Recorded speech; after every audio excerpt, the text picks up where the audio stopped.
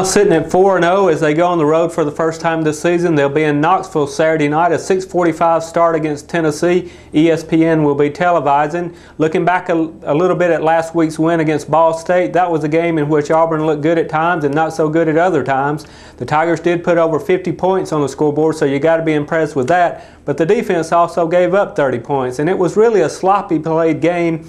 Times that Auburn actually got behind early in the game, they came storming back and really took control. Ball State never threatened, but Auburn really never put them away until it was, late in the game as well. Just a game in which, impressively at times, yes, but there's a lot of things for Auburn still to work on, especially in the punt returning department. A fumble there, once again, that's been a trouble area for Auburn all season long. They've got to get that addressed. They got to figure out who's going to be their punt return man and find one who can hold on to the ball and maybe gain some yardage as well. That's been a real sore subject for the Tigers so far. And going on the road to Knoxville, a place like that in front of over 100,000 people, you got to have someone who can be dependable and not make a mistake that can cost you a ball game.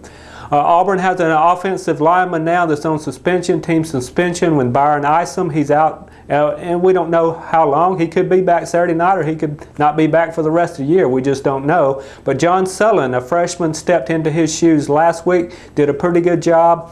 The offensive line obviously plays a big part in this offense as far as the running game and pass protection, so they'll be under the microscope again this Saturday night.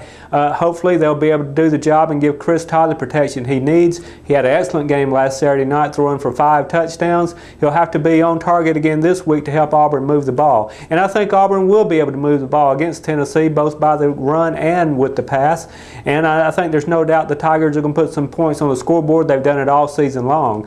The question mark will be if the defense will be able to hold a pretty good Tennessee team at times, a good running Tennessee team. Tennessee's had an awful time passing the ball.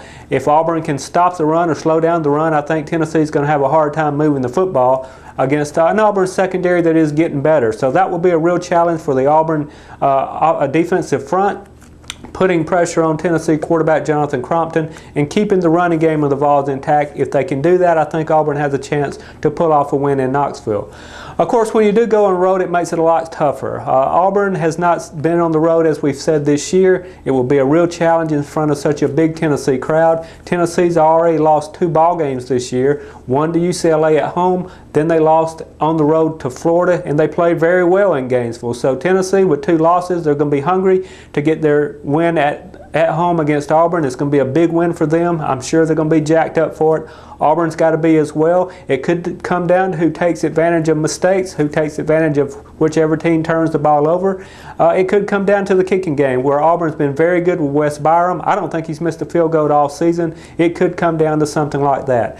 I think this is a toss-up. I give the edge to Auburn a little bit in the talent department. You got to give a little edge to Tennessee for being at home, so it ought to be a great one. Saturday night, 6:45 start on ESPN.